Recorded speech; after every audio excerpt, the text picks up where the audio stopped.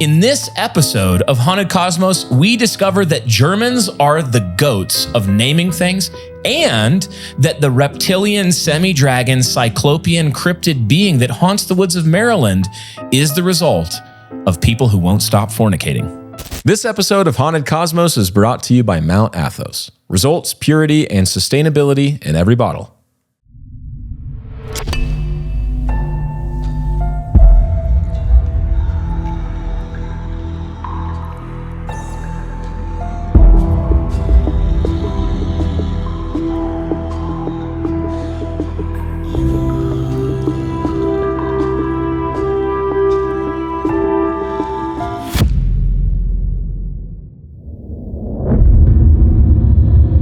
There are two creatures that come to us out of the lore of the Germanic peoples, the Lindworm and the Drude. These are their stories. First, the Lindworm. At the beginning of the Middle Ages, the land around the lake, now known as Wörthersee in Austria, was remote and wild. To the north and south were thickly wooded mountains. To the east and west were marsh valleys, also covered by forests of trees. And the darkness of the overwhelming forest was a good indication of what you might call the soul of the land. For its entire history up to that point, it had only known the falsehood of paganism. It was a wilderness both physically and spiritually, a remote region where the very wind seemed shadowy and malevolent much of the time. The prevailing light during day and night, especially under the canopy of leaves, came only from oil lamps carried by the odd traveler or rare resident on the edge of that old lake. Beyond those lamps, it was gray and solemn. Clouds frequented the sky overhead during the day. At night, the moon's pale silver was less illuminating and more afflicting. It drove the mind mad. The land and its people sat under this divine malediction for countless years, and as each year passed, the conditions grew only worse. But then, far away on a hill east of the Mediterranean, a man died on a cross. Following that fateful event, the whole world changed. Within a few generations, the wild lands of Wörthersee, though still wild and strange, were nearly ready to be brought to order. Thus was the state of things at the beginning of our tale. In a less hostile place, the Duchy of Carinthia, a man rose to power. His name was Hermann. Upon taking his seat, he focused on expanding the commercial power of his duchy. He had visions of his humble province becoming a bulwark of profit and prosperity by the end of his office. His dreams were not unfounded either. It was a time of explosion for the West. Technology was advancing with the victorious church, and new opportunities for trade followed in the wake of both. But he faced a problem. The only option for expanding trade was via the dreaded Lake Wörthersee and the enchanted forest that surrounded her. He would need to settle that place if he had any real chance of success. Apart from the practical difficulty of clearing and ordering the marshland and mountains, Hermann's attention was reserved for the more preternatural threat that was said to linger at the mouth of the lake. Travelers had come through for years telling stories of a terrible monster that lived in the marsh. But it was not only travelers who told the story. Migrants from the marshlands, rural folks unused to the life of Christendom cities, confirmed the dreaded rumor. A beast of horror and violence that surpassed imagination it was. They said that it always cloaked itself in shadow, but had eyes that glowed beet red.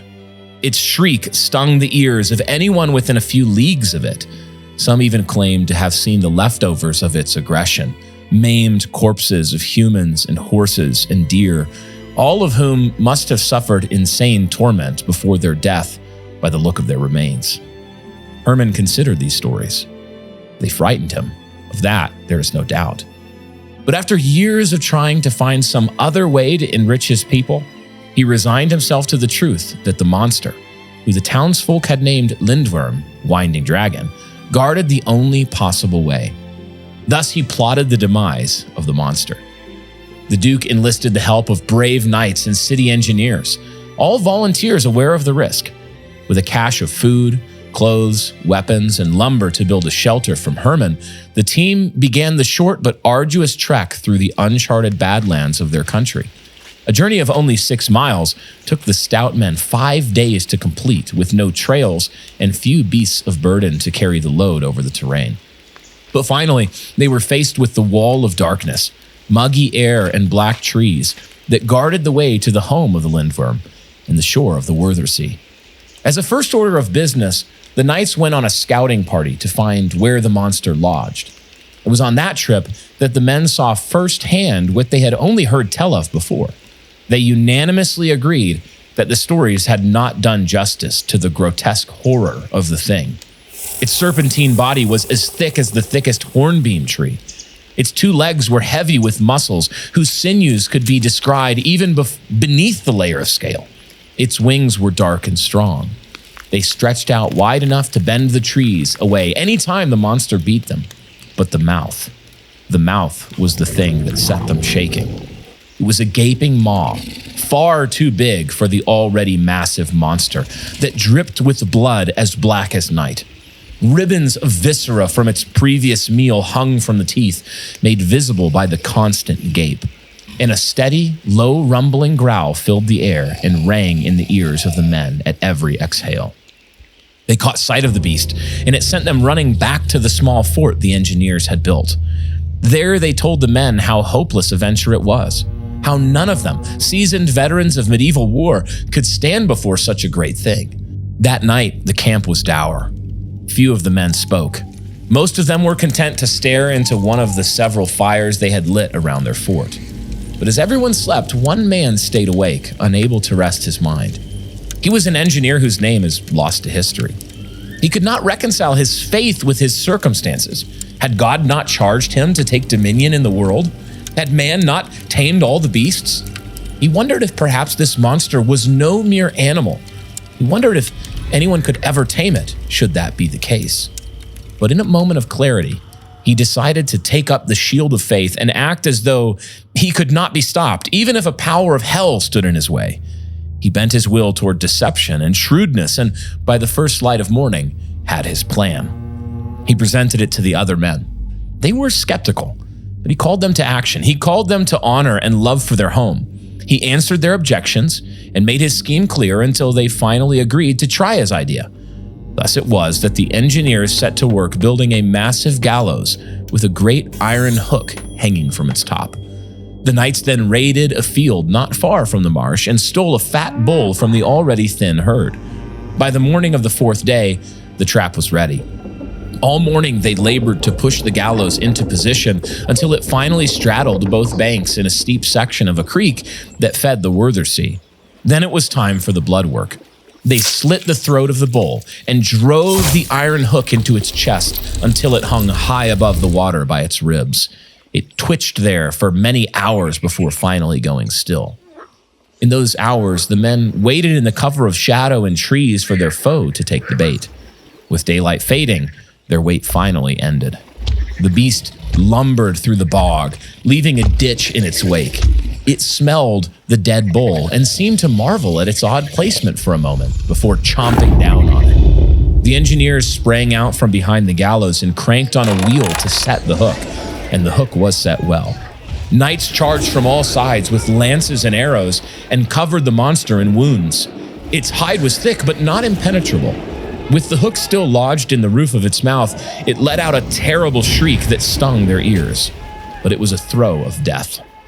Within the hour, the Lindworm was done squirming, and by the first light of the following morning, the men were done dismembering it. In the following weeks, Hermann saw to it that the swamp was drained. He built levees around the perimeter to keep the rich land safe from future flooding. On that side, a port city for Werther Sea was built, Klagenfurt. The name means Ford of Lament. To this day, it is a prominent city in Austria.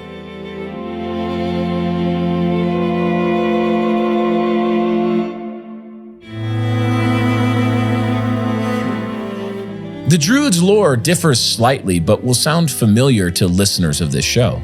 She, yes, the Drude is always a she, is a night witch. Legend places her in the land of Bavaria before any human settlers arrived. She acts at the behest of bitter, hate-filled souls who operate beneath her shadow. Her attacks unfold not in the waking world, but in the realm of spirit and thought. Long ago, a man walked a muddy path through a Bavarian town. The day was miserable, cold, and wet. The wind flung sheets of rain sideways, turning them into icy needles against the skin.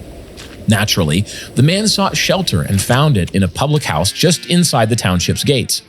Inside, he stepped into a warm orange glow cast by candlelight, and the sound of neighbors laughing over drinks filled the room.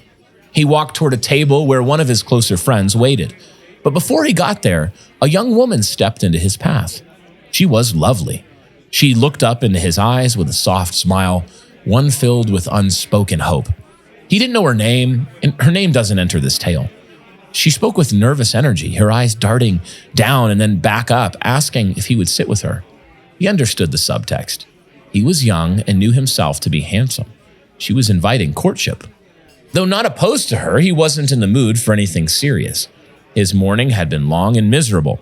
He only wanted to share a drink with his friend. He declined her gently. He was neither unkind nor arrogant, and walked past without looking back. That night, with the storm still raging, he couldn't sleep.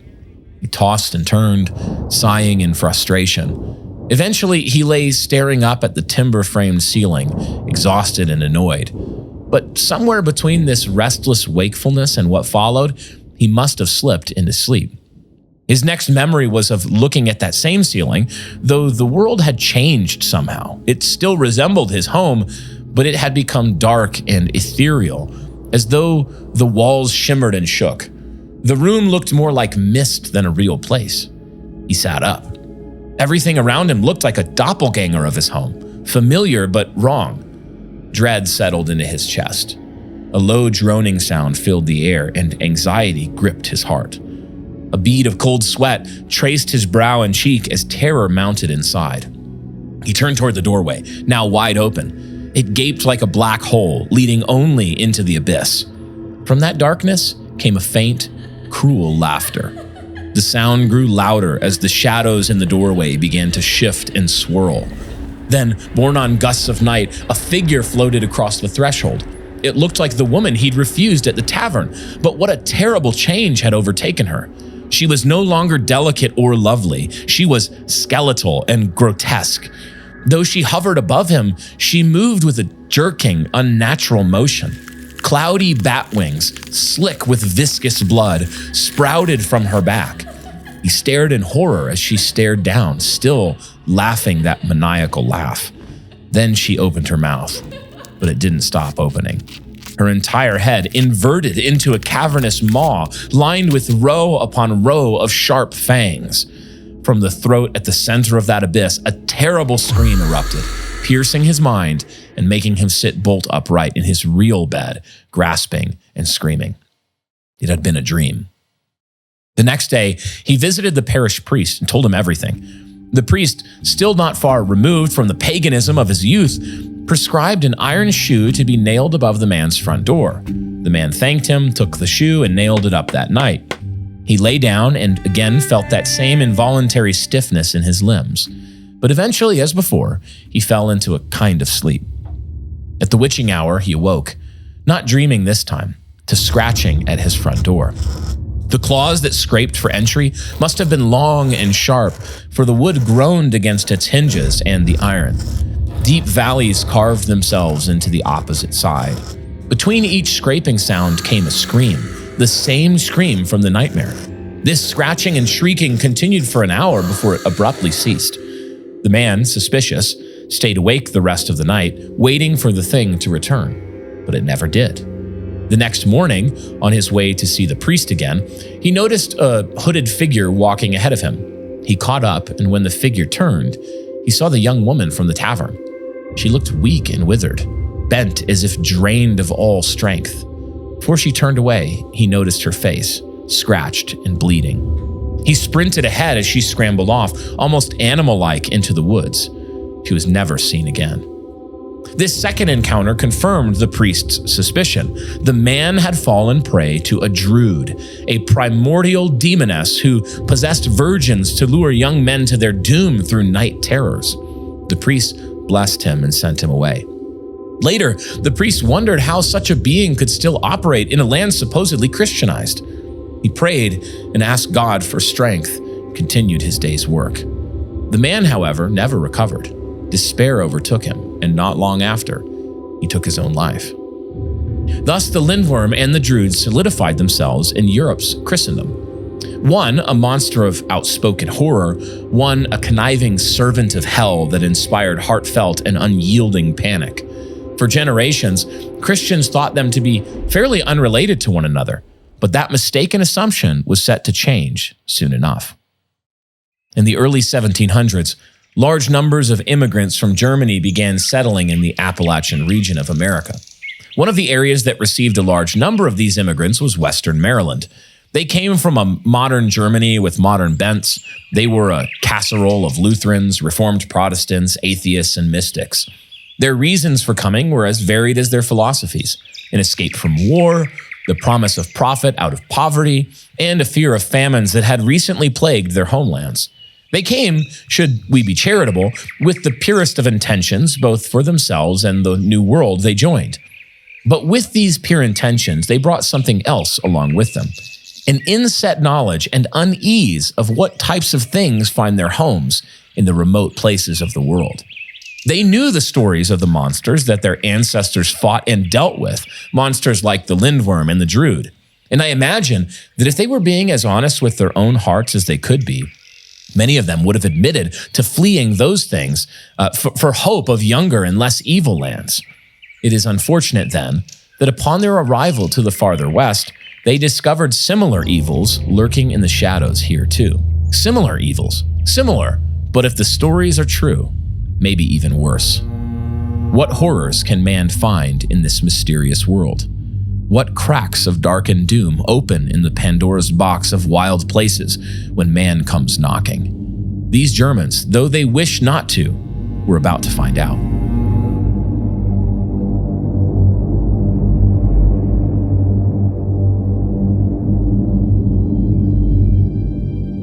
The year was 1735. A German immigrant awoke to a picturesque morning in early autumn. He descended the stairs of the home he and his sons had built together. It had only been completed the year prior and found the home buzzing with the lovable routine of country life.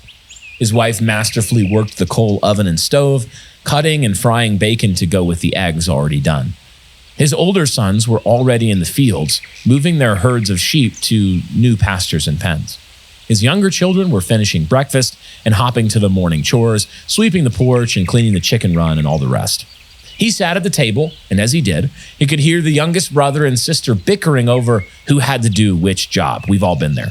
His wife poured black coffee into his cup and smiled at him. He smiled back and stood partially to kiss her cheek. The coffee was full of dregs. He drank and ate, then made for the front porch. There he pulled on his boots, kissed his little children, now playing in the yard, and headed for the fields. In the distance, he could already see his older sons looking down at something. When he reached them, he immediately studied what they had been and still were mulling over. It was a dead sheep. He thought little of it at first. Losing one of the herd was unfortunate, but it wasn't unheard of. For a few seconds, he remained half curious about how the sheep died and half puzzled over why his sons were so fixated on it. Then he looked closer. Something just wasn't right. Without a word, he knelt down. No wounds, no signs of struggle on the ground. The visible patches of skin looked pale and waxy, like a hollow shell of a sheep or a wax figurine of a sheep. He looked up at his sons, and they shrugged. One of them bit his knuckle and thought. He asked them to help him turn the animal over, and they did. The carcass was stiff, betraying that the death had occurred later in the night. They still assumed it had been caused by something natural, sudden, and acute. But the moment they saw the other side, they knew that that was not true. In the middle of the sheep's bulk was a clean hole as big round as a toddler's wrist. It was clean in every sense, precise and free from any blood or viscera, a perfect circle from the hair neatly trimmed around its edge, almost sterile, or so the man thought. He moved aside to keep his shadow from blocking the hole and looked again with sunlight shining through. He could see the organs still inside. The man unsheathed his knife and set to work, cutting out a larger square of the sheep's skin. When he peeled it away, more mystery emerged. All the organs were present except the heart, and there was no internal trauma. Stranger still, there was no blood, none in the grass, none pooled inside the body. And so they cut into the larger arteries and found them completely dry and empty. It was as if the sheep had come under the blade of the most careful vampire in the world. In the 1750s, a group of German settlers trekked through the woods of South Mountain, Maryland. It was nearly dusk, but they didn't mind. A full moon would rise that night.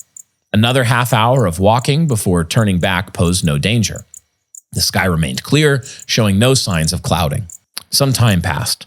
The sun dipped halfway behind the distant hill. Suddenly, the wind picked up and ripped through the valley with force. Even beneath the trees, they had to brace themselves. They quickened their pace until they emerged into a natural bald where a creek ran through. Only a sliver of sunlight now remained. Then the first man, looking up at the treetops across the bald, stopped dead and recoiled with a gasp. His companions followed his gaze and froze. Perched atop the farthest tree was a creature unlike any they had ever seen. It coiled around the thin upper trunk and clung to branches with clawed feet. The tree bent under its weight, though its size remained unclear. Wings like polished leather folded on its back and shimmered in the fading light. It stared back at them with a black face and lantern eyes that burned red. All at once, the creature leapt from the tree and unfurled its wings. They spanned wide and clapped with a sound like thunder. It sped through the air towards them. The settlers bolted back into the woods and looked up just in time to see its serpentine form fly overhead, red eyes glaring down. It opened its unnatural mouth and let out a banshee scream that forced each man to plug his ears in pain. In the following weeks, more settlers spotted the same monster patrolling the tree line near South Mountain Town. Parents forbade children from going near the woods. The beast, like a man, a bird, and a dragon all rolled into one, had made its presence unmistakably known. In 1783, a thunderstorm tore the night apart as a family sat reading around their fire in South Mountain. Inside, peace held, until a new sound shattered it. A terrible screech echoed through the storm, something out of Dante's hell, a harpy hungry for blood. The father stood with a start and moved to the window. Through the rain, he thought he saw a bird-like figure standing atop the family's chicken coop. He wasn't quite sure. He stepped outside to the porch. Lightning lit up the scene and gave him a clear view of what haunted him, an eldritch horror. From 100 yards away, he saw what had to be a beast 6 feet tall with wings spanning 10. In the flashes, he watched it go from standing to hovering, though the wings never flapped, several feet off the tin roof. It flew toward him with fire-bright eyes, and the scream piercing the air once more. The man froze. In a final crash of thunder and lightning, the thing veered away.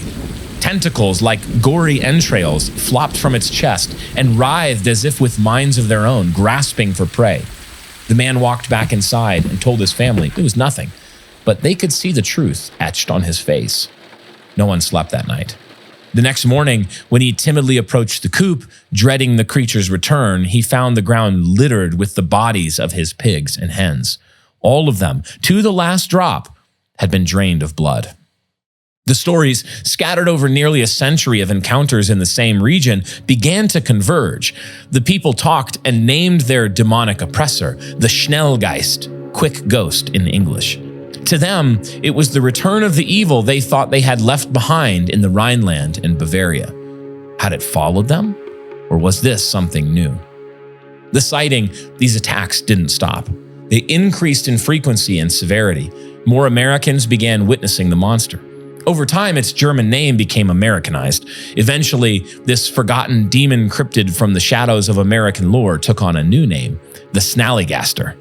Join us as we explore its twisted story and tales of other strange creatures that may yet wander the wild places of Earth.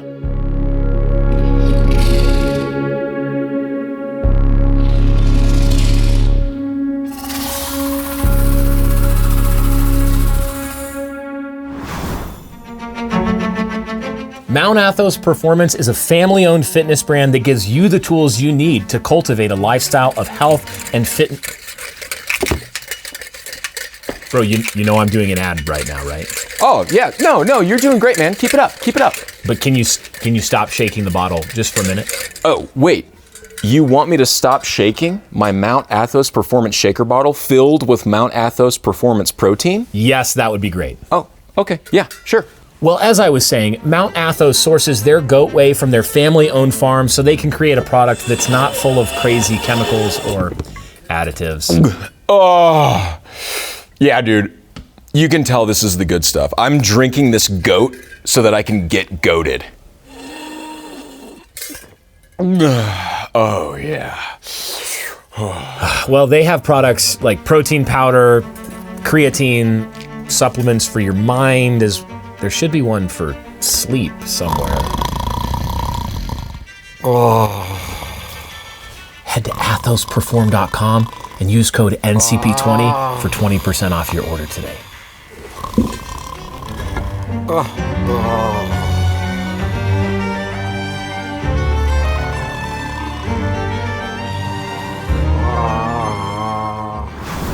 Hey, everybody, welcome to season 6 of Haunted Cosmos. Woo! Woo! Screet. Let's go. Really happy to be here. Just real quick, before we get into discussion about the Snallygaster and the Drude and the Lindworm and all this great German stuff, the Schnelle. I want to give a quick word of thanks to our patrons. Patrons on Patreon and Supercast. This show is possible because of all of you. So shout out to you guys. Y'all are a big help. If you want to get early and ad-free access to main shows, then you should consider becoming one of our top tier patrons. Those top 2 tiers get early access to all of our main shows, totally ad-free. In fact, I think that our patrons have had access to this show for months before the general public is hearing it. And even those lower tier patrons, we really appreciate you guys. You get access to a weekly special exclusive show called The Dusty Tome that I write. And it's where I just get to go full on weird and basically say whatever I want. He's locked in. Like this has been lifeguarded by Brian. Yeah, this show. If you want to see Ben utterly unhinged. Ben Unleashed. Which is just me talking a lot about the Silmarillion. It's the Dusty Tome. Dude, it is the Dusty Tome. Then listen to the Dusty Tome. It's a weekly show. As an incentive for people that want to become a patron either on Patreon or Supercast, we are going to send 5 random signups from this day of the episode dropping on this date. We're going to send them a book. What's the book called, Brian? I'm going to pull it up right here so I don't get it wrong. It is a really fun hardcover book. Yeah. It's got beautiful illustrations, really cool illustrations. It's called Dr. Seuss. No, dude, no. It's called The United States of Cryptids, A Tour of American Myths and Monsters by J.W. Ocker. So we're going to randomly pick 5 people who sign up the day this episode releases only. So you have to sign up for Patreon or Supercast. Any tier, we'll put them in a pool. We'll randomly select 5 and we'll send you this book for free so you can enjoy it. It's not like a Christian book or anything. No, it's kind of a cool coffee table. It's just a cool, coffee table book. Type book. You know, you can have your gallery pictures of oceans and mountains and log cabins and then American cryptids. American cryptids, yeah. And if just to explain the 2 ways to support the show there, if you like more of a native app experience, like you download an app, it's all right there. That's Patreon. If you like more of an embedded podcast feed style, then Supercast is the place to go. Yep. Both of them support us really well and allow us to do everything we do here at Haunted Cosmos. Yep. We've got Evanescence. We've got Martina McBride here helping with every episode. And kind of the elephant in the room, Ben, is Me? that... No, Are you dude, calling because me you've an lost 45 pounds. Elephant in the room is actually Brian's mom, who even though she's not here, is still somehow here. Her bulk is still here. Her gravitational. It's insane. She has her own zip code. No, you dude. know this. My mom is very trim. She is, and she's a lovely lady. But she's also enormously She thinks fat. these are funny, just for the record. Okay, good. The elephant in the room I was going to say is that we have a brand new studio. We do. And if you're listening on podcast, first of all, great, love it. Keep listening on the podcast. But we have a YouTube channel, Haunted Cosmos. We recently, as of the recording of this episode, broke 50,000 subscribers. Yep. And what we're gunning for is 100,000 when YouTube is contractually obligated to send us a plaque that means they agree with everything we've ever said. Exactly. The silver play button. And my dad always used to say, hey, buddy, be an honorable man, give credit and take the blame. So I want to give credit where it's due. I did all of this. I'm kidding. If I had done it, we'd be like in a dumpster. It was Eva Longoria. It was Eva Longoria. Amy Lee. It was Amy Lee. Our guy, Amy Lee. Martina shout McBride. out. Yeah, shout out to those guys. They killed it. They did a bang up job. So just go on YouTube, check it out, because the thing is, like, all of our claims of being handsome are either vindicated or they fall apart there on YouTube. Yeah, and we're not going to say which is which. Hey, last thing. before we move into the Snallygaster, Our book? is our book. Yes. Haunted Yes, Cosmos, thank Doing Your Duty in a World That's Not Just Stuff, premium hardcover edition. As another, we're salvoing stuff out in this opening episode of this season. This is a numinous episode. This episode is cornucopic. Oh my goodness. With freebies and giveaways. We're going to give 15% off to anybody who uses the code Snally, Haunted Cosmos, Doing Your Duty in a World That's Not Just Stuff. Just head to newchristianandpress.com/cosmos, or the link's in the description. And any listener that will be open, use that code Snally and you get 15% off the book. It's free shipping in the US. Premium hardcover edition, where Ben and I go through a taxonomy of the seen and the unseen world and investigate not only what it is, what God made, but how to do your duty in it. And that's another great way to support the show, to go pick up the book and leave us like a 5 to 10 star review, whatever's the max, anywhere that you can. Goodreads. Or a 1-star review. If you hate it. If you hate it, don't give us this like 2 to 4 star nonsense. Do not be neither, like, don't be neither hot nor cold. Right. Like, go all the way. Go all the way. Now, all the way.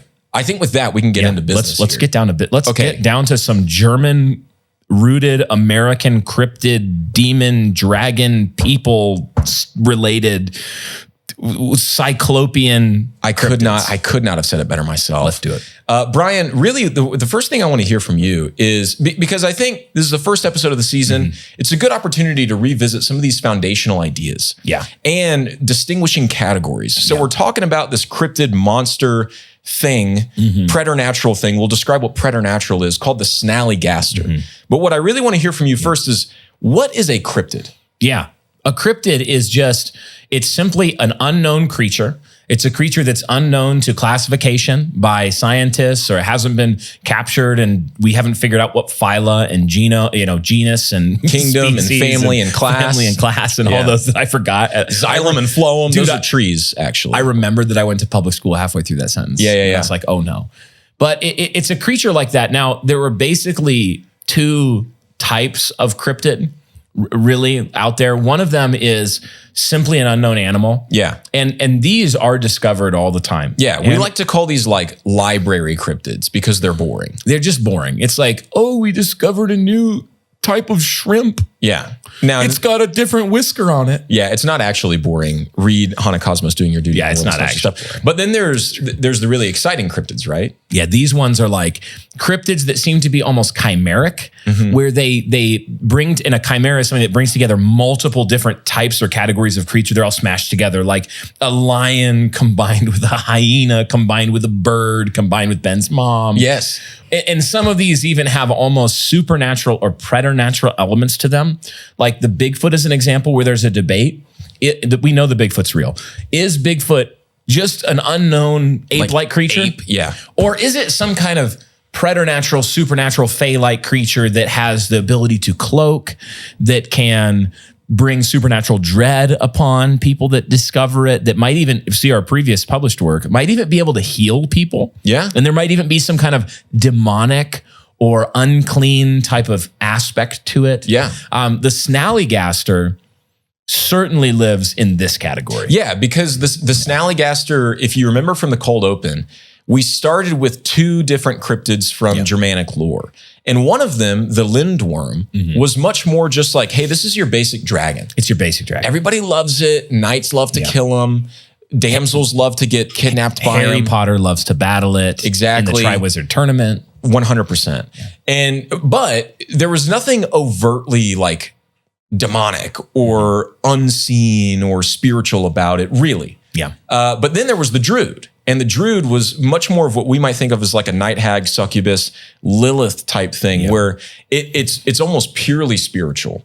But then there's this physical connection to it where that woman that was trying to court that man seemed to have like the scars and the scratches that the Drude experienced when it was trying to get into that guy's house. And so there's almost like a possessive aspect to it, where there's this familiar spirit, demonic possession, things like that. And then the Snallygaster appears to be a combination of the 2. Yeah. There's an existential dread that the Snallygaster is inspiring in people. There's these eldritch horror aspects, like H.P. Lovecraft aspects, where there's tentacles flaring out everywhere, and it's vampiric. You looked really convincing when you did that. I was a little scared. That was actually my Snallygaster costume that I'm using for this year's Halloween, 2026. Wow. 2025, excuse me. October Harry 31st. Potter. Yeah. The boy who lived, come to die. Brian, we're just saying things now. We recently went on Ninjas Are Butterflies. Yeah, shout out to those guys. It's come out for a little bit, dude. What a fun time. But all around their studio, they have the Sunday Cool, which is this great, amazing company. Screen printing company. They employ like 150 people in Florida there where they're located. Christian company. Christian guys. Like great guys. Ninjas Are Butterflies, great show on Instagram, YouTube, podcasts. We went on there and one of my favorite things about their whole set was that they had just everywhere Owen Wilson posters just with the caption. Wow. Yeah, they really are kindred spirits in a lot claim Yeah. So thanks to those guys for having us on. Yeah, so much fun. Hopefully more collab in the future. Yeah, dude, that was fun. We'll see. Here's our claim to fame now. We run Ninjas Are Butterflies, whose Instagram account is followed by Joe Rogan. Yes. Therefore, like such as the Iraq, we are friends with Joe Rogan. Yes. Joe, return our calls. And also, Joe, believe in the one true Christ. I mean, that's wow, way to one up me. Yeah, you're welcome. I'm like, Joe, network with us. And you're like, no, Joe, Brian, repent, let's man. share the gospel with Joe Rogan. I agree. Hey, Wes Huff did a great job. He did on Joe's show. You know, can I call you Joe on Joe's show recently? And yeah, dude, I would. How sick would it be for Joe Rogan to convert? Wes Huff, can I call you Hufflepuff? Thank you. All right, I appreciate. I'm glad we're on those terms. I want to get just real quick to get back a little bit back on task. Yeah, sorry. So one of the things that I wanted to make sure and define is this preternatural thing. Yeah, so yeah. If you've seen our fairies episode from season 3, I believe, we talk a lot about this category of preternatural.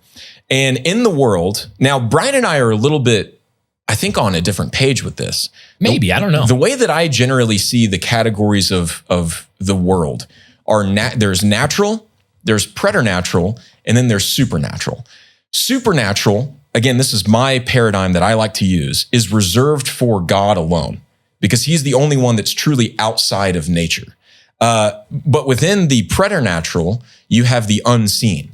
And the unseen is angels, demons, things like that, unless they manifest themselves. And that's where you get into this preternatural category, where there seems to be one leg in the visible world and one leg, spiritually speaking, in the unseen, more spiritual world. Now, man kind of lives in that category because we're an embodied soul. Our soul is unseen, but our soul is attached to our body until we die, in which case it then hopes to come back to our body in the resurrection. Yeah. But there seems to be a category of being like a fallen angel, an unclean spirit that can manifest visibly, but is more naturally at home in this kind of unseen world.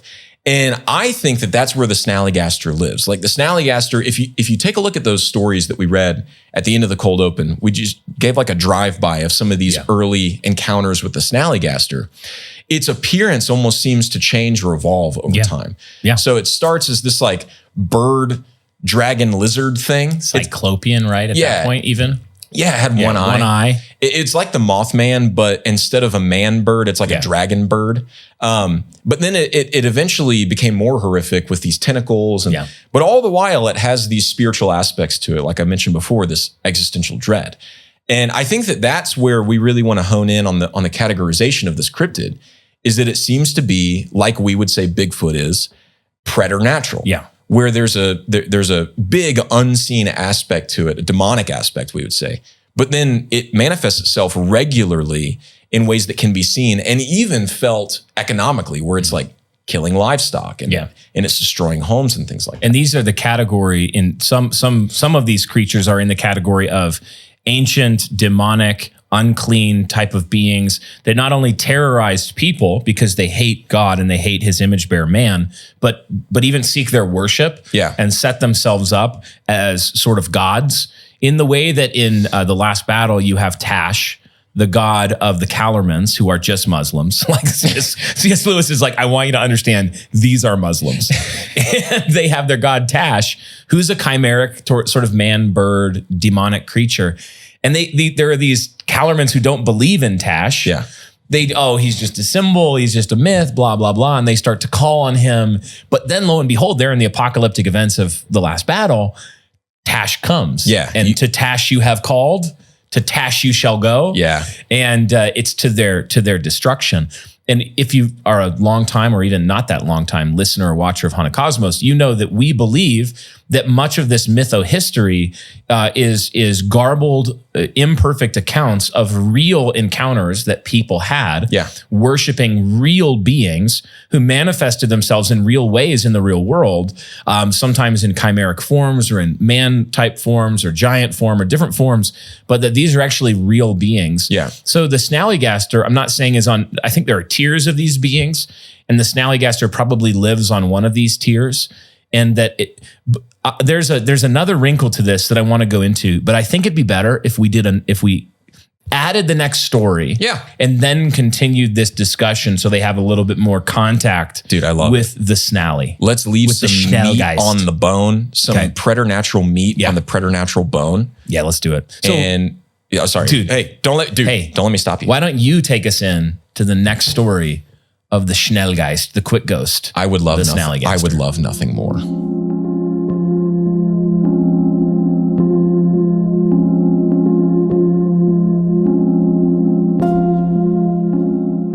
The Valley of Middleton, Maryland experienced continuous turmoil after its founding. At first, it faced the terrible dread of an unseen monster that became known as the Snallygaster. Even after more than a century and a half of Snallygaster encounters cooled down, a new stress fell upon the area: the American Civil War.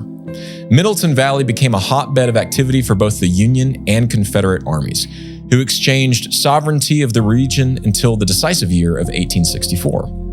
After the war, the racial tensions that marked the American postbellum South spread into Maryland's Appalachian region.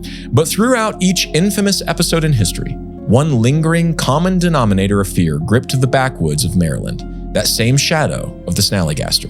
Despite the flashy distractions of world events and technological innovation in the 19th and early 20th centuries, the Germanic immigrants living in that small corner of the world did not forget the devil that haunted them. Part of the reason they didn't forget the monster was because it apparently had not grown tired of them yet. Like a dragon-harpy hybrid, the Snallygaster made itself known often enough and to enough people to ensure it kept its place atop communal anxiety. Anyone who truly lived in the hill country knew the monster was destined to return someday. And then, in February of 1909, that day came. In the dark hours of the morning, a man named Bill Gifferson walked along a back road after a swing shift at the mill. He was no stranger to the tales of terrible monsters in the area, though he never cared enough to believe they were true. So he walked alone at night, through a narrow corridor of thick forest on either side. After about a half-hour's journey, Bill suddenly stopped and stood like a statue. He had been deep in thought, barely paying attention to the world around him. But a sudden moment of lucidity made him aware of an overwhelming silence. Nothing in the once lively forest made a sound as far as he could hear. Even the river which fed the mill he worked at, usually audible near the road, was quiet. The world seemed frozen in time, and Bill alone stood alive, bathed in the quicksilver light of a full moon, in a place that suddenly felt foreign to him. A sharp wave of fear washed over the man. But the fear was only about to grow sharper. Just as his nightmare began, Bill realized he was in fact not alone. From the fog ahead, he watched a red glow emerge. It quickly grew brighter until Bill could make it out, a rich red orb, bobbing up and down in the air, speeding toward him. He marveled at the strangeness. He had never seen an orb before also noticing something else. Dark shapes shifted in the fog behind the red orb. He could barely make out what looked like massive wings in the moonlight, but he was sure that they were there. Suddenly, everything was upon him. The red light, the wings, a terrible mass of bloody scales and horrible talons. He looked up long enough to see the red glow came from a single bulging eye in the head of a monster more terrible than anything he could imagine. It was the Snallygaster.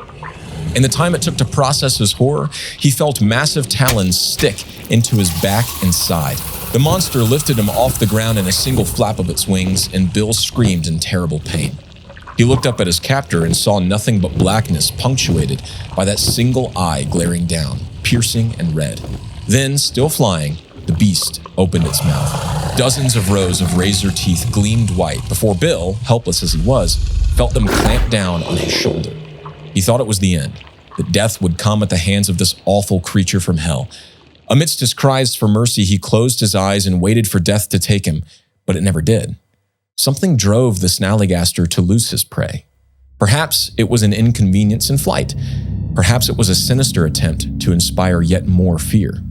Whatever the reason, Bill woke hours later, lying in a hospital bed. His shoulder and back were wrapped in bandages, his body was the sorest it had ever been, and his head pounded with a headache. Within minutes, reporters stormed his bedside, begging for his story. And strangely, Bill had no trouble reliving the event. He was cool and calm, almost apathetic about the whole thing. The following day, February 12th, he saw his face on the front page of the Middleton Valley Register, next to a detailed account outlining every point of his encounter with the dreadful monster. What came of that single newspaper article could hardly have been predicted. For Bill was not the only one to suffer the wrath of the undead and nearly forgotten monster of Maryland. A letter arrived at the Middleton Register office from an Ohio man who claimed to have seen something matching Bill's description of the Snallygaster flying swiftly and silently across the sky of his pasture the evening before Bill's attack. He said it resembled the winged serpents that attacked Israel in the wilderness. The difference was, the Ohio man never thought those serpents could be so large and so terrifying. A flying snake is one thing, but a serpentine bird as long as an automobile with bat wings and a cyclopean red eye was something else entirely. He presumed that the monster's reemergence marked a period of coming woe for the Appalachians. After Bill's story hit the shelves and the corroborated Ohio report went public, a wave of Snallygaster encounters flooded the valleys around Middleton. Farmers watched the terrible harbinger fly over in twilight hours, screeching its awful call for the world to hear and fear. They discovered animals missing, many found days later, mangled and drained of all blood. Dozens of such reports came into police stations in Frederick and Washington counties. After only 3 days, parents were urged to keep their children indoors after sunset. A curfew was imposed, with exceptions only for essential personnel. Unfortunately, these safety measures added to the hysteria and pushed more people out on the hunt for the creature. Local men, fearing for their family's safety, formed teams to hunt the beast. Their efforts more closely resembled the demise of the Snallygaster's forebear, the Lindworm, than anyone realized.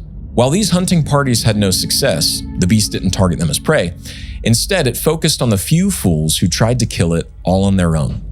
One such encounter involved a man named George Jacobs. Hidden in the darkening tree line of a clearing, he watched the Snallygaster fly into the open from overhead.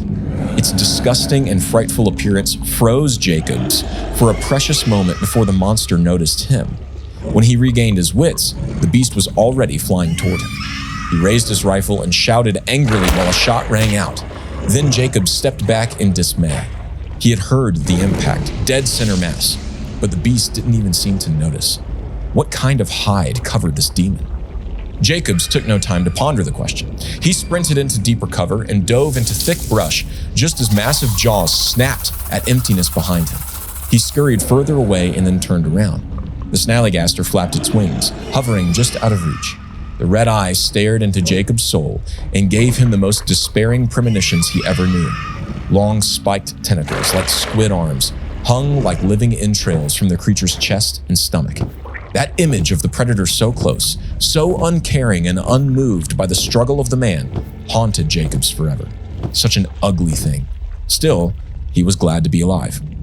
Such went the reign of the Snallygaster over Maryland for an entire month before one day, it all just stopped. A man working at a railway station bent over his work when a sharp but unthinkably strong talon gripped his shirt and yanked him upward. The Snallygaster had grown sloppy. It only hung on to the man by a suspender, and so a coworker bravely ran to help his friend. He pulled on the man's ankles until the suspender snapped, and both men fell in a heap. But the monster wasn't satisfied.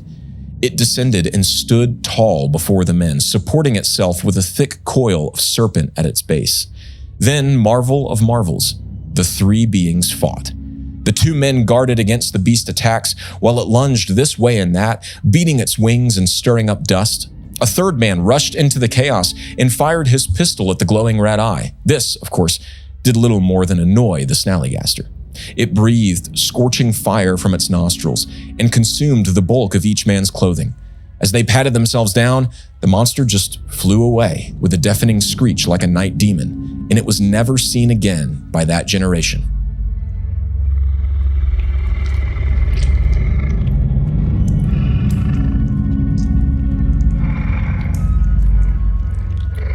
Dude, that is crazy. I mean, the Snallygaster be terrorizing people. Dude, the Snally is... I almost made a 9/11 joke that would have been inconsiderate, so the Snally's crazy. I want to thank you for not, but kind of still doing it. So. Well, I didn't make the joke. Here's the thing. We said before we left and departed into that story break that we'd continue the discussion from previous. And I want to do that and sort of pick up where we left off. But first, I want to read a list, and it's going to illustrate the point that we want to make here. Okay. All right. So we've got the Snallygaster, obviously Frederick County, Maryland, 1730s to present. Yes. To present. We've got Bigfoot, Pacific Northwest, but I mean, we've got skunk ape. We've got all sorts of Bigfoot-like creatures around.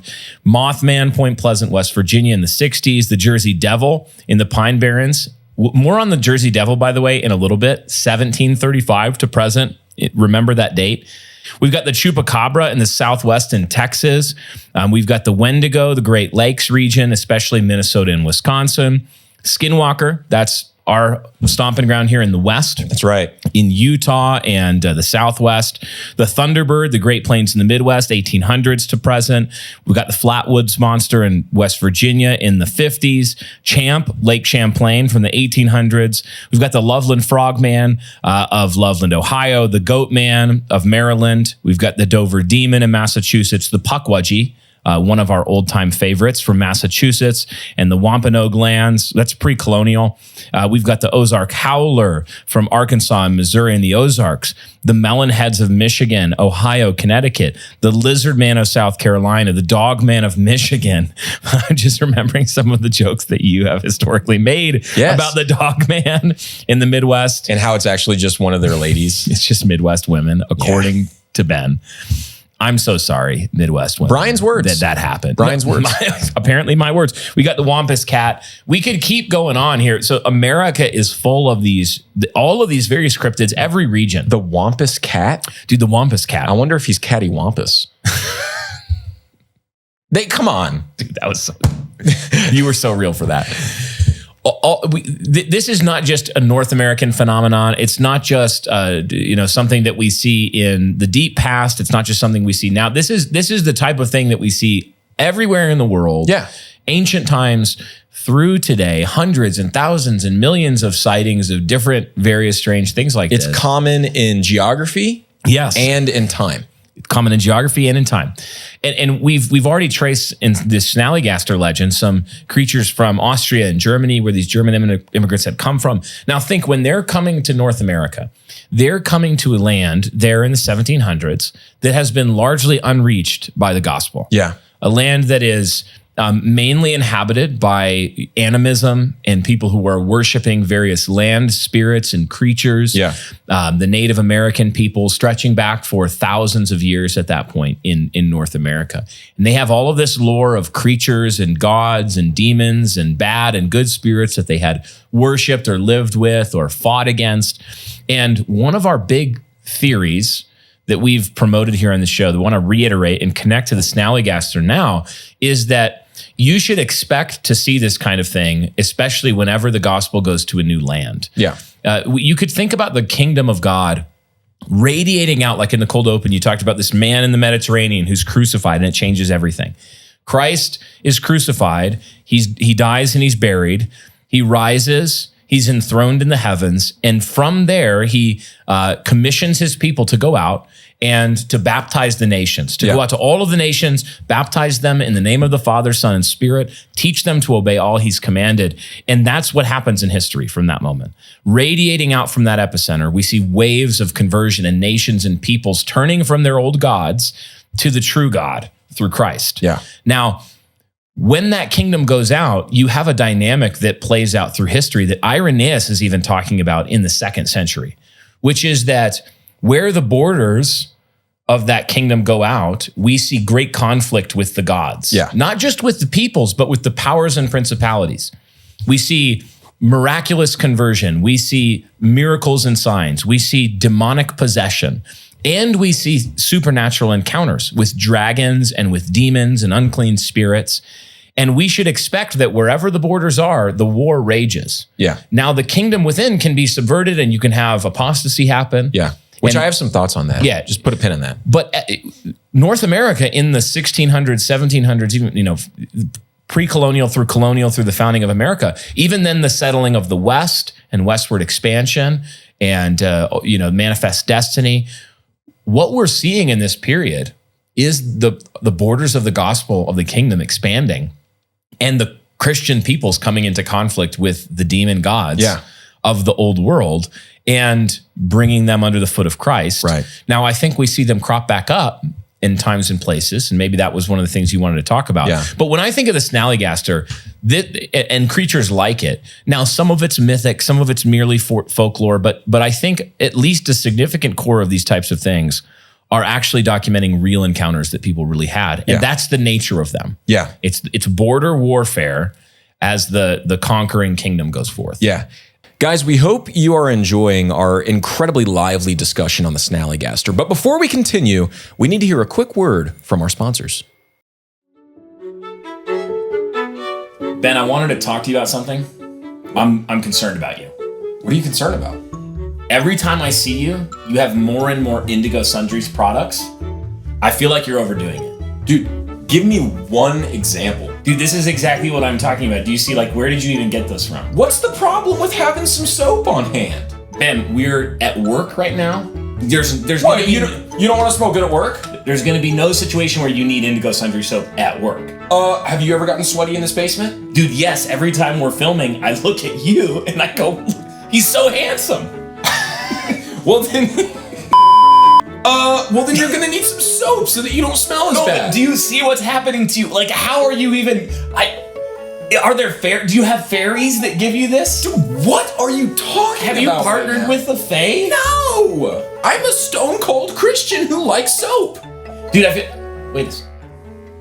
Is that calendula? Oh, not so mad about it now, are you? They make liquid soap now? You didn't know that? Dude, I didn't know that. Well, They're obviously they're a sponsor of the show. You should know that. I have duties and responsibilities. Not all of us can just be Indigo Sundry Maxing all the time. Okay, well, since you didn't know that, I'm assuming you also didn't know that if you use their subscription plan, you'll get 10% off of your order. 10% off? 10% off? Of their already great prices? I'm telling you. Are you kidding me?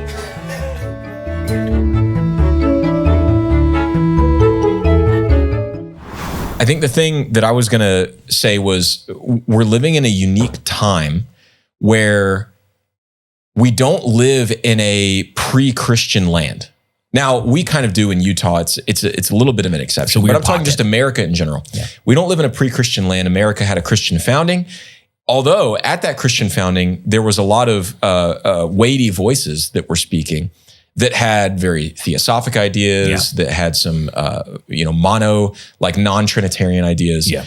And so that's its own thing. But at any rate, the general population has been Christian for the bulk of the nation's history.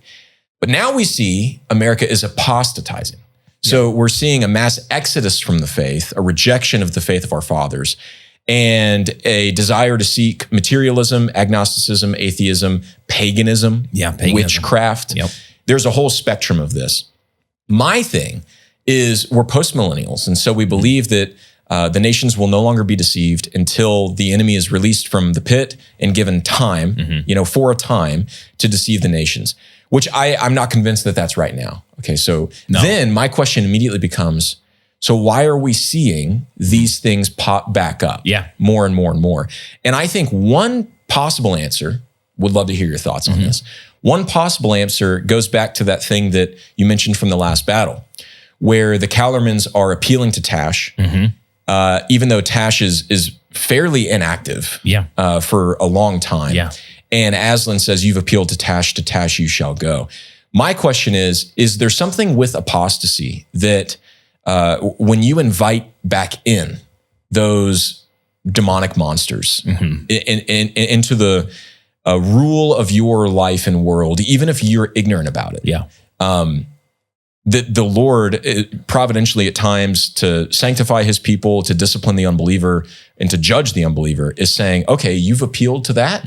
To that you will go. Yeah. That's what you're going to get. If that's what you want, that's what you're going to get. And so you see how, like, the Mothman is a perfect example to me. You have in the Native American lore around the area of central Ohio and West Virginia, this, great grandmother spirit, and then her son that are, beneficent and they love their people or whatever. But then you have this third party called, and it's literally called the Matshi Minuto, Mothman, Matshi Minuto, that is terrorizing, and he's serving as the adversary for this religion.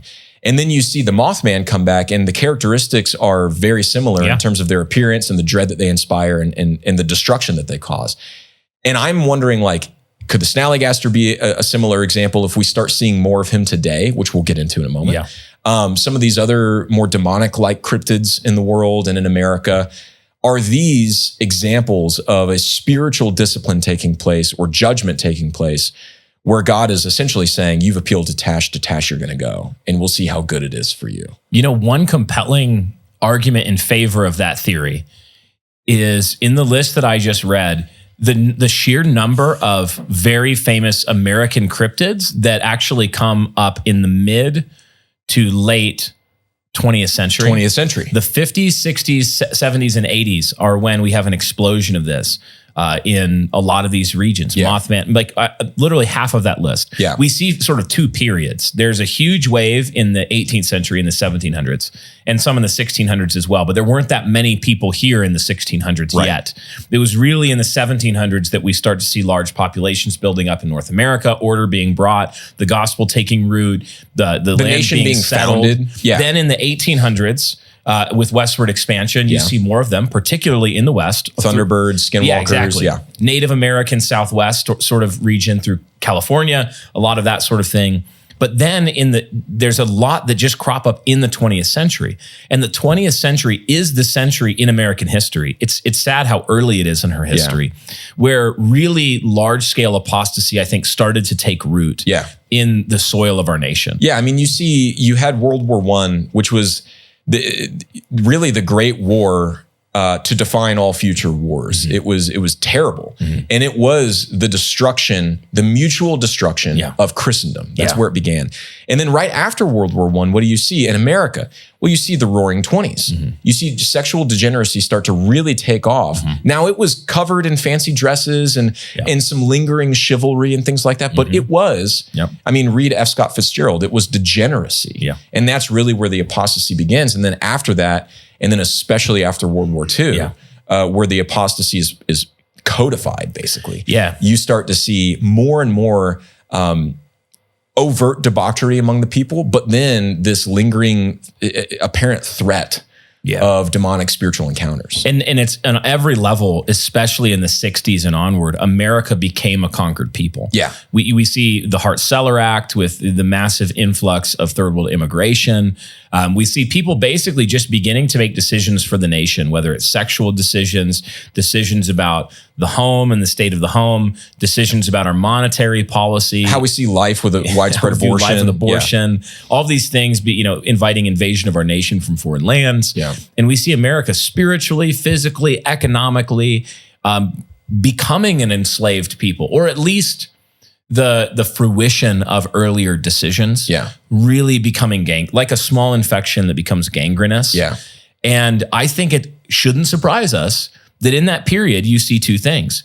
People are turning away from Christ and turning even to pagan occultism, as well as materialism, which is just another form of evil spirituality, another way of man making himself God. Well, to Tash, they've appealed.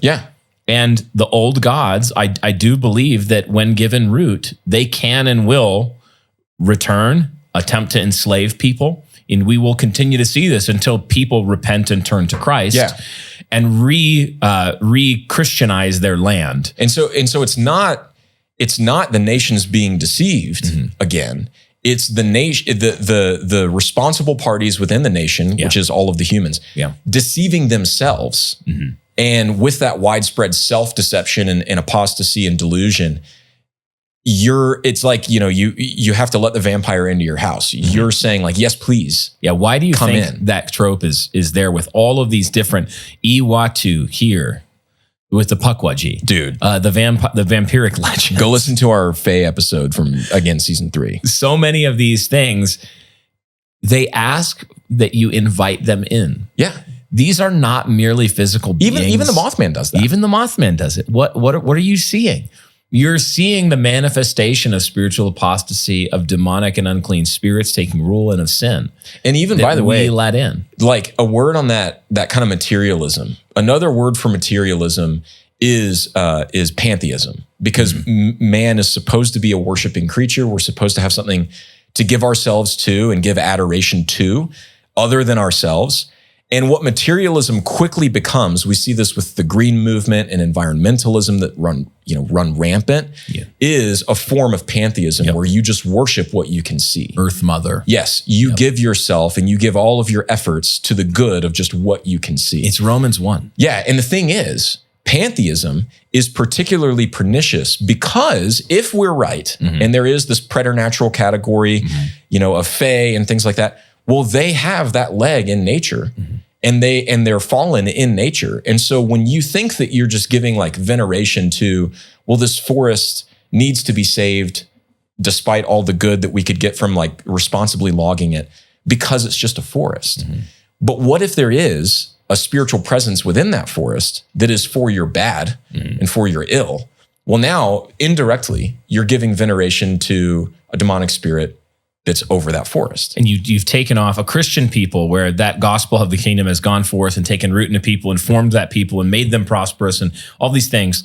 And then that people willfully removes the armor of God and they remove the breastplate of righteousness and so the helmet of salvation. That nation that's been baptized, the waters of baptism serve to judge and not to bless. Exactly. Yeah. And so the warning of the Snallygaster is to repent of your sin and trust Christ. Indeed.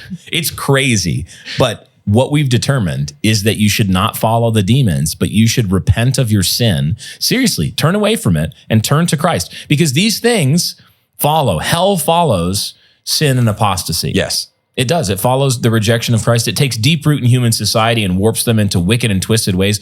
I said on Ninjas or Butterflies, say it again here, the Aztecs didn't start with the slaughter of innocents and sacrificing their victims on their ziggurats. They didn't begin by plunging flint knives into the chests of their victims, carving their living hearts out and casting their bodies down the ziggurats in worship of their craven gods. They started with small sins. Yeah. And those small sins, unrepented of, for hundreds of years in a society, peaked in the act of ripping the still beating heart out of victims. And then what did God do? He sent the rod of his judgment and correction in the Spanish conquistadors. Who said, congratulations, the human sacrifice will now stop. They said the human sacrifice is now over. It's done. No more. What's interesting too is it's not even, the small sins that the Aztecs and the Incas and all these were walking in. It's not just that they were tolerated and unrepented of, they were elevated to a status of virtue. Yep. And in the same way, like if you look at modern America, and we'll use abortion because it's a very visceral example, the millions of children that are killed every year, and who looks like the Aztecs now? Well, we do, because we sacrifice children at the altar of convenience all day, at the altar of Moloch. And now we look like the Aztecs, but we didn't start by slaughtering millions of babies. No. We started by allowing the destruction of the home, sexual degeneracy, the importation of different nations into our nation, and basically elevating them to a status of victimhood where whatever they said was virtuous. And we began to believe those lies, tell them ourselves, tell them to our children and their children, until they become virtues. And now we have a nation that looks utterly foreign to the one that was founded and intended by the founding fathers. Yeah. Well, with that, let's go into the next story of the Snallygaster. And add some more wrinkles, because after this story, I want to introduce one of my favorite wrinkles to this story, which is that the Snallygaster might have a mortal enemy haunting the woods. Oh my.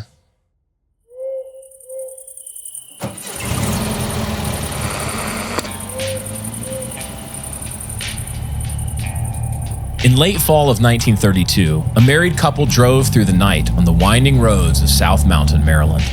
Flanked on either side by trees, the only sky they could see was what the open road exposed. It was a beautiful night, clear with a bright moon and a deep blue glow over everything. They drove on. Eventually, they curved around a bend and saw a long stretch of straight road before them. They thought nothing of it and simply continued.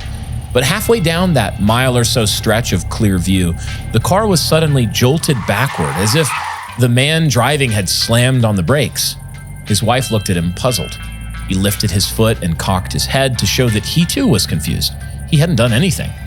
Then, like lightning, a piercing scream echoed through the night, followed by a great mass slamming down on the trunk of the car. The man looked in the rearview mirror but saw nothing. He only heard the sound of scratching metal and felt the tires being squished to a near stop by some great force. Still, the car was not stopped yet, so he instinctively slammed on the brakes. The sudden stop resulted in the rear window being smashed, again by something unseen. The couple sat in silence, waiting for something new to happen. After nearly a minute of anticipation, the wife tapped her husband's shoulder and pointed out the windshield. There, forming like an ice sculpture melting in reverse, a body appeared out of nowhere. It moved up and down slightly with the beating of enormous black wings. It was a bird-like serpent, skeletal and writhing, with strings of flesh pouring from its center and wriggling around like worms in the sun. In the dark and faceless head was a single eye that glowed red and green and blue. With hands outstretched to the heavens, the monster let out another cry before flying off toward the moon. The couple made it home unscathed, but the car was totaled by the weight of the monster's bulk, cloaked by some otherworldly ability pressing down on it. The Snallygaster, new and improved, was back. But just how was the monster new and improved? Well, that goes back to an oral legend passed down from early settlers and revived in the sightings of the early 1900s. Locals would occasionally claim to have found strange nests deep in the backcountry that contained dinosaur-like eggs, only discolored and far larger than what scientists claimed for the extinct creatures. This only threw fuel on the fire of panic and foundational fear. The Snally would always be there because somehow the Snally was reproducing. And so the fresh encounter of the 30s was thought to be made possible by the birth and maturation of an evolved monster, part demon from hell, part creeping thing of the earth. After that initial encounter on the lonely state route at night, a new wave of reported sightings and attacks by the beast flooded law enforcement and newspaper offices over the coming weeks. It was the same old things: supernatural abilities, vampiric tendencies, and Lovecraftian grotesqueness that inspired transcendent horror in those who saw it.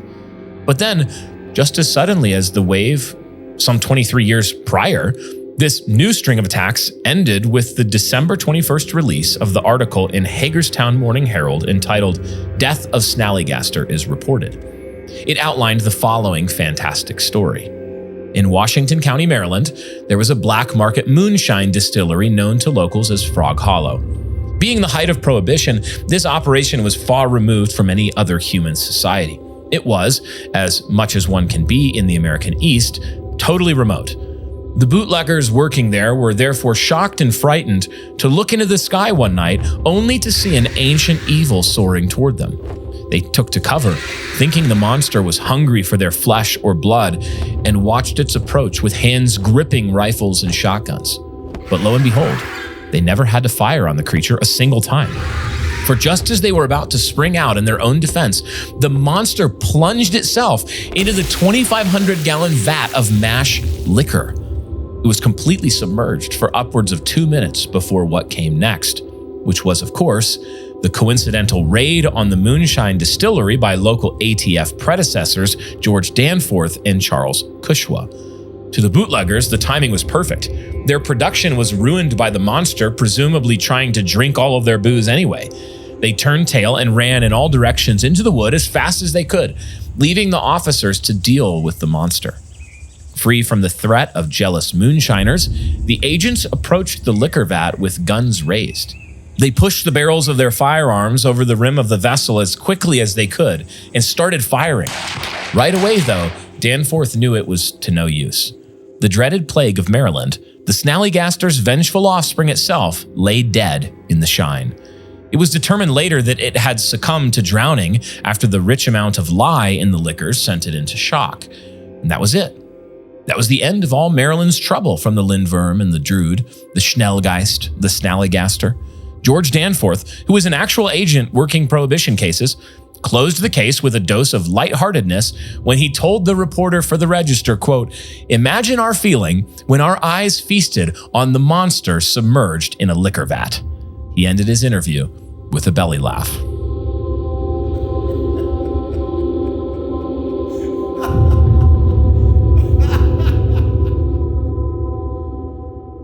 So, Brian, what you're telling me is that if it wasn't for prohibition, the Snallygaster would have drank himself to death long ago. So basically, we have prohibition to blame for the propagation of demonic influence in our country. Really, what we need is to make sure that we have large vats of crudely formed liquor available at all times so that the demon spirits who love the demon liquor will drown themselves in it, seeking their own drunkenness. Because the demons are just like useless drunks. So here's what we're saying, guys. Stop fornicating or the Snallygaster will get you. Yeah. You need to, stop being drunks because the Snallygaster, the demon spirit of wherever this is, Maryland, is a drunk himself. Do you want to be like the Snallygaster? Well, look, like stop it. Don't be a drunk. Don't be a 100%. Don't sin. Don't be a drunk. But also like have alcohol on hand in case the Snallygaster does show up. Yeah. And then you can throw bottles at it and it won't be able to help itself. It'll just drink them all. Start guzzling. Yeah. And then it'll drown. I think that really is the takeaway. So one of the things that I haven't gotten to touch on yet, but that I really wanted to, was a way that we can think through chimeras. So this idea of a chimera, which going back to something Brian said earlier, is a combination of different living creatures into one thing. We see this a lot in ancient myth. You have Oannes with the Babylonians, who is a man with a fish tail. You have plenty of Greek examples, the Hecatoncheires that are like these men monsters with 100 hands and 100 eyes. You have the harpies in Greek myth that are ladybirds. And I don't mean ladybird like a tiny little bird. Or like the British call a ladybug. Or like the singer ladybird. Well, the Brits call a ladybug a ladybird. Or the Jennifer Lawrence movie Ladybird. I don't think she was in. I don't know who was in I actually Ladybird. don't know who Jennifer Lawrence is. Hunger Games? Which person in the Hunger Games was the main girl? Katniss Everdeen? Yeah. Okay, yeah, I know who that is. Yeah. So, okay. Continue. Anyway, chimeras are all those things, including Jennifer Lawrence. She is a chimera. Jennifer, repent. But what I wanted to say was there's some ways that we can explain this biblically. So your mom's a chimera between a mountain and a person. Your mom's a chimera between a literal Carnival cruise ship and a hippo. So there's some ways that we can explain this. Gotta stop. If you want to get like a really in-depth explanation into these things, you can read Doug Van Dorn's Giants.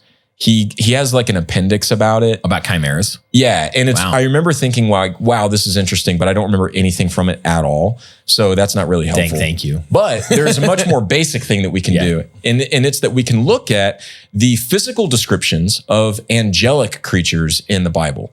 The cherubim is the best example. Ezekiel talks about the cherubim. They have these wings. They have 4 faces, face of a lion, face of a man, face of an eagle, face of an ox. They have legs like bronze iron that have hooves on the bottom. And then their torso is very mannish. And so that's a spiritual being in its essence. The Reformed tradition is that angels are pure spirit. But when it manifests itself physically, by the decree of God, and I don't know how much malleability there is here. Who knows? No one knows. We don't know. But we know that when it manifests itself, it is as a chimera. Mm-hmm. That's just how we would categorize it. And so it stands to reason, like it is speculative, but it's not a crazy leap to say that if those pure spirit beings fall and they want to manifest themselves physically more and more to rule over man in a more overt way, that they too would have chimeric identities. Yeah. And so that means that you can look at these mythological stories of the harpy and Oannes with Babylon and say, when you see a carving of a manfish on a Babylonian temple, maybe that actually just is what they saw. Yeah, right. Maybe he just was a manfish. Yeah. Maybe he was a manfish or fishman. Let me ask you this. Yeah. if you could be any mythological chimera, like dude.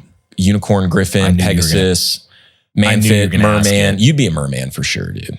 I think you got merman to be vibes. like A merman. I would want to be like a worm man. So I had like the upper part of my body was an earthworm, and then I had legs.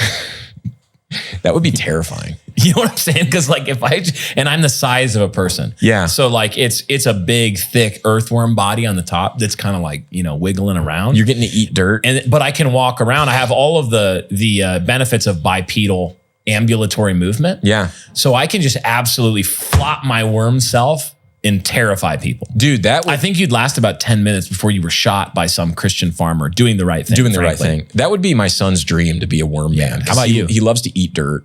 Yeah, perfect. Dude, I think like a centaur is pretty cool. Body of a man, body of a horse.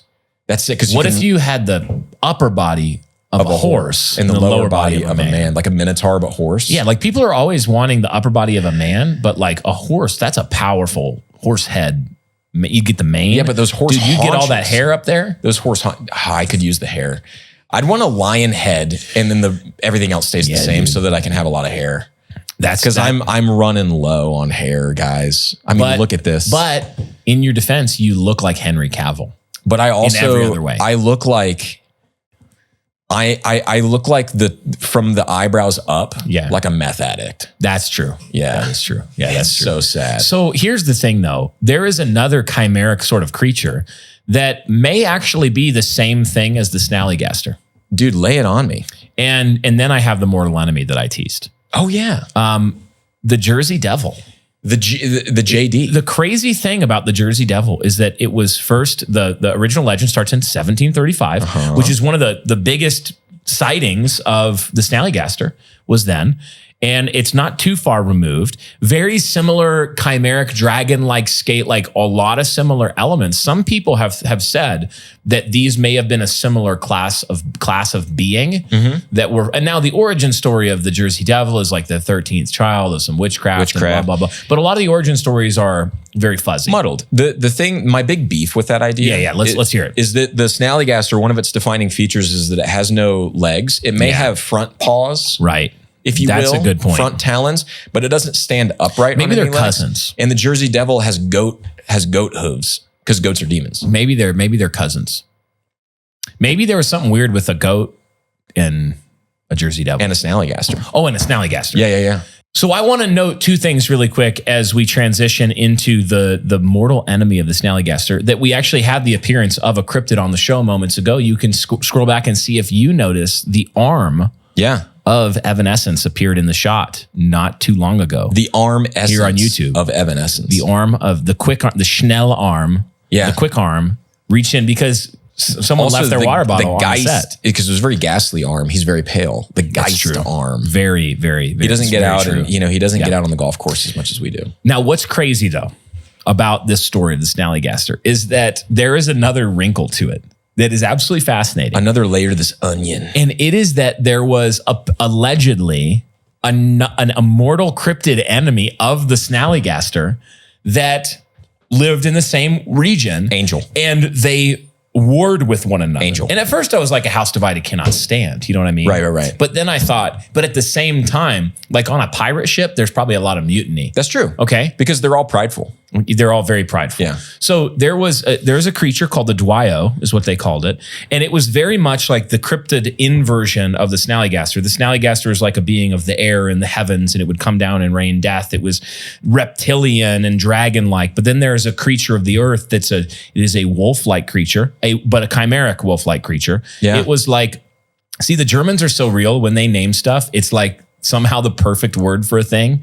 It was like the Werwolfensteinen or something. The Wolfenstein. I can't remember. The Wolfenschnickel. I just like love that it's the Schnellgeister. And then some guy in Maryland was like, you mean the Snallygaster? The Snallygaster? Are you talking about the Snallygaster? That's what I heard you say. We don't talk European over here. So anyway, they had this other creature. It was like a werewolf type creature.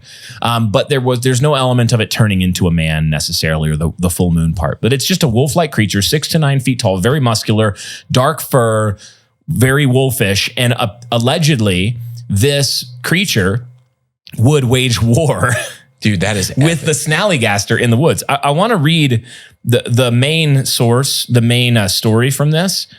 I took some notes here. I got on my phone here. I'm gonna read this little anecdote. It said, "Now, while the Snallygaster might be the most infamous monster of Maryland, it apparently doesn't have the hills all to itself. In fact, according to some locals, the Snallygaster has a mortal enemy, another creature that prowls the forest, but on 2 feet instead of wings. It's called the Dwyo, and it's basically a werewolf with a Maryland zip code. The first major sighting happened in 1965 when a man named John Becker claimed to encounter a massive upright wolf-like beast near Gambrel State Park, just west of Frederick. He said the thing stood like a man, but had the snarling face of a wolf, thick fur, and glowing eyes. It growled at him, then ran into the forest. Becker reported the encounter to the police, and local papers ran the story. Whispers spread. Some said that Dwyo was the only thing that could fight the Snallygaster, that the two had battled in the woods for generations. The snake versus the wolf, the sky versus the earth, dragon versus dog. It's hard to know where the folklore ends and the myth begins, but if the Snallygaster is a winged terror of the night skies, the Dwyo is its grim, growling opposite in the flippin' trees." Dude, it's hard to know where the brute fact ends. Oh wait, no, it's not hard to know. It's all brute fact. Ben's like, because it's cool, I believe it. And by the way, the Dwyo's an angel, dude.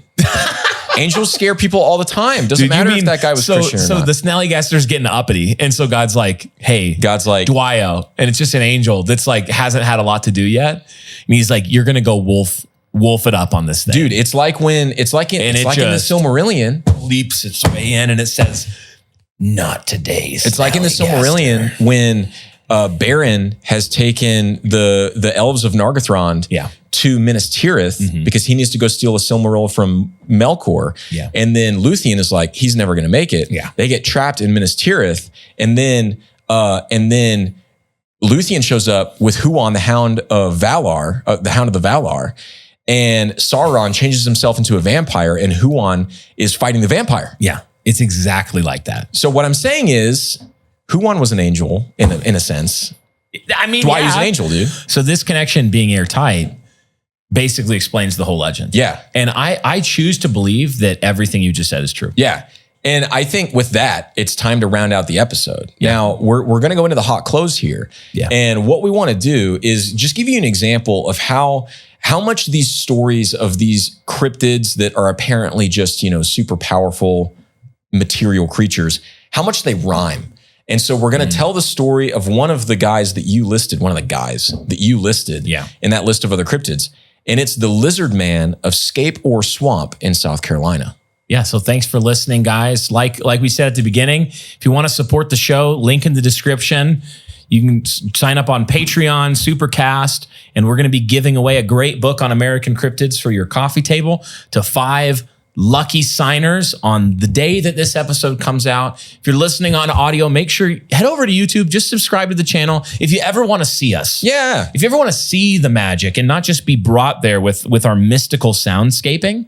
Yeah. Join us on YouTube. We're having a great time over on YouTube. Yep. We're having a great time on Apple Podcasts and Spotify, but leave us your best 5-star review wherever you're listening.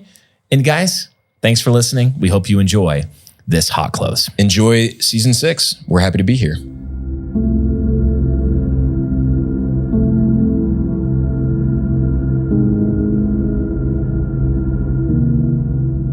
Ancient Mesoamericans believed in a 2-layered cosmos. The first layer was called tonal. It represents all that is known or knowable. It is the sensible world around us, the world we spend the vast bulk of our time and lives interacting with. The Nagual, on the other hand, is all that exists but remains beyond our understanding. It is the underlying fuel that generates the cosmos and is therefore akin to the chaotic dis of Greek mythology from which the world emerged. In its essence, it is pure act, but in its mystery, it is only manifest to us as pure potentiality. Contained in the Nagual are all the possibilities of man, all the planes he may elevate to, all the vastness of the imagination made into something real. To the shamans of that culture, a personal nirvana occurred anytime someone perfectly merged the tonal with the Nagual in their own conception of reality. It grounded them in what was still real while opening up universes of opportunity, and even, some might say, a supernatural skill set. To those same shamans, however, it wasn't enough for someone to simply claim enlightenment. They had to prove it. They did so by performing an act reserved for the gods, a miracle of some sort. Over time, the most common miracle used as proof was shape-shifting. Depending on the personality of the individual, they would change physical form into what resembled either a chimera, a human-animal hybrid, or a particularly beautiful animal with no humanoid features. The wicked were the ones that became chimeras, not by choice, but because the power of the Nagual revealed their true essence in the image of something other than man. For the wicked, the chimera displayed the latent confusion, the tension, the animosity that the individual felt toward all of creation. The chimera was ugly, just like the participant's soul. But these rules were merely theory. It was only an idea that a pure soul would shapeshift into a pure and almost heavenly creature, because in the stories, shapeshifting always resulted in a chimera. Only the wicked ever achieved the enlightenment of the Mesoamericans. What had once been a prize, human divinity, actually became a curse over time, a monster that plagued the land. Thus the Nagual, for that is what the chimeras were called since they embodied that pure energy, were feared and avoided by all. They were oppressors and aggressors, hated and outcast by the people who should have worshipped them. They became demon beasts that fed on the peace of any creature unfortunate enough to be near them. Even today, this hatred of the Nagual lingers in rural parts of Mexico. In the summer of 2020, in Soledad de Doblado, a scorching day gave way to a hot night as the small city slowed down and fell asleep. But into the sigh of its sleeping people came the cry of a mob charging through the center of town with torches and weapons in hand. A crowd of a few dozen people ran in one direction, shouting and screaming. One man stepped out of his home to see what the commotion was all about. He spotted the crowd and began to retreat indoors, fearing it was a riot. But as he glanced down the road, just ahead of the mob, he saw something. Despite the fading light, he could make out the shape of some strange, moving thing. It moved fast, but awkwardly, loping along in a klutzy, almost painful-looking way. Its hide was a light gray, barely darker than steam, standing out against the dark foliage. It dragged folds of loose skin through the dirt and ran now on 4 legs, now on 2. Curious, the man followed behind the angry crowd. After another quarter mile or so, the man saw the gray mass leap into a tree and climb to the top. The mob gathered at the base and began shouting up to it. They hurled rocks and kitchen knives and spades, anything they could find to harm the creature. The man stood nearby and just observed. Finally, one man approached the tree with a canister of diesel fuel. He emptied multiple gallons over the trunk and onto the wood piled around it. Then someone threw in a torch and the tree erupted in sudden flame. A moment later, the man saw the creature clearly for the first and only time. In the firelight and the moonlight, a monster unlike anything he had ever seen or imagined jumped from the top branch of the burning tree. It looked like a man, but something more, or perhaps something less. Its limbs stretched unnaturally long and its frame was massive. It had bat-like ears and glowing yellow eyes. It looked too human to be anything else, but just as that thought crossed the man's mind, the creature unfolded its skin midair to reveal leathery wings. It flapped and soared off into the night, never to be seen again. The crowd erupted in cheers.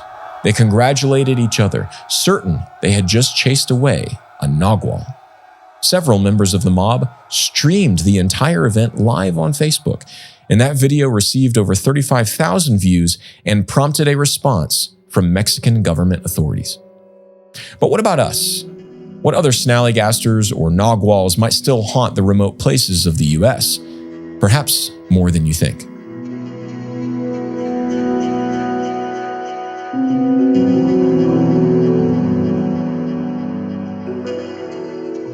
On June 29th, 1988, a 17-year-old named Christopher Davis, a local of Bishopville, South Carolina, popped a tire on his drive home from work.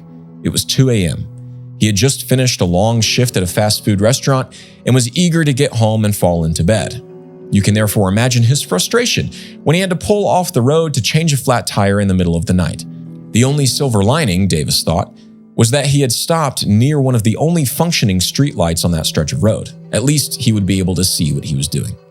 But he also knew that that light stood there for a reason. You see, the Scape Ore Swamp was just across the road, and the lamp was meant to warn motorists about animals that may be crossing. It was the swamp's closest point to any highway. So while Davis had light, he also needed to keep an eye out for curious swamp snakes. Davis really hated snakes. He turned off the engine and dug the tools free from his trunk.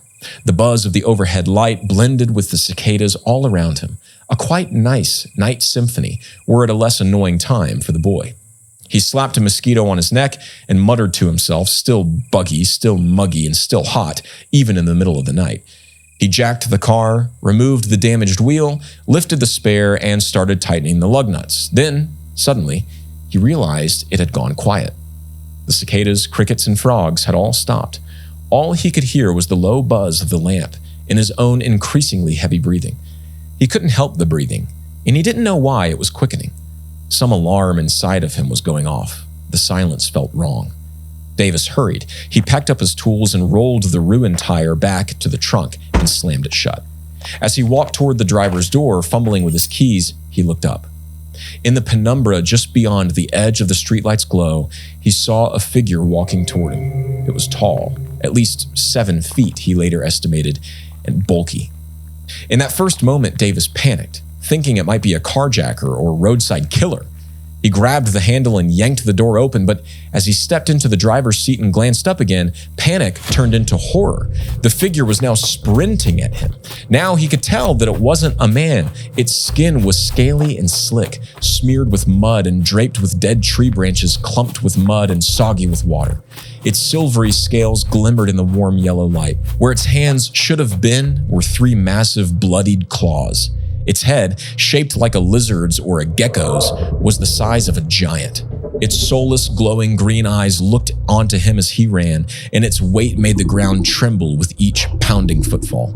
Davis slammed the door shut and cranked the ignition harder than he ever had. The engine roared to life, but not quickly enough.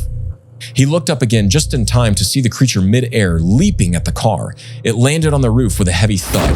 His claws scraped across the metal, trying to dig through. With no other option, Davis slammed the gas pedal. After the car gained a bit of speed, he slammed on the brakes, hoping to throw the creature off, and the plan worked. The beast tumbled down the side of the vehicle, leaving 3 deep claw marks across the driver's side doors as it did so. Davis sat in the silence for a moment, catching his breath and trying to calm his nerve. The creature lay stunned in the road, and when he saw the creature start to shift and gain its footing, he stopped waiting for more. He swerved around it and sped home through the night, foot pressed hard to the floor the entire way.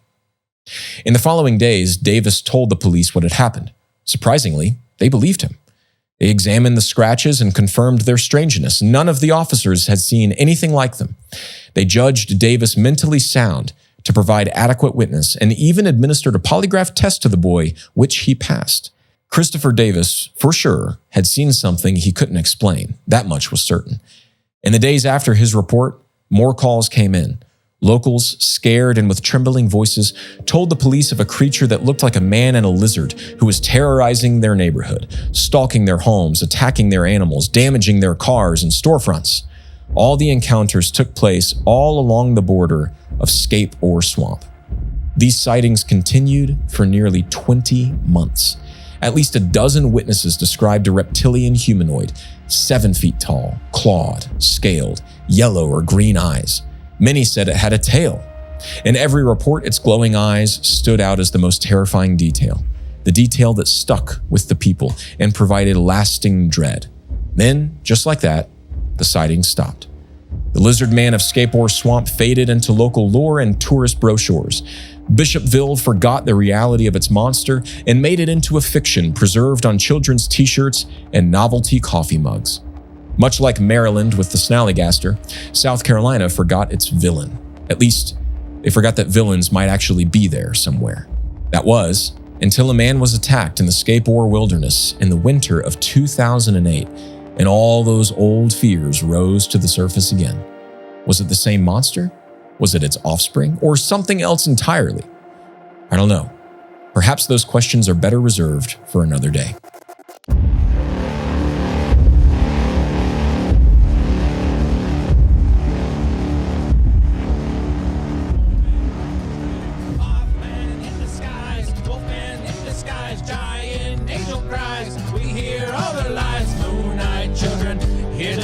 soul.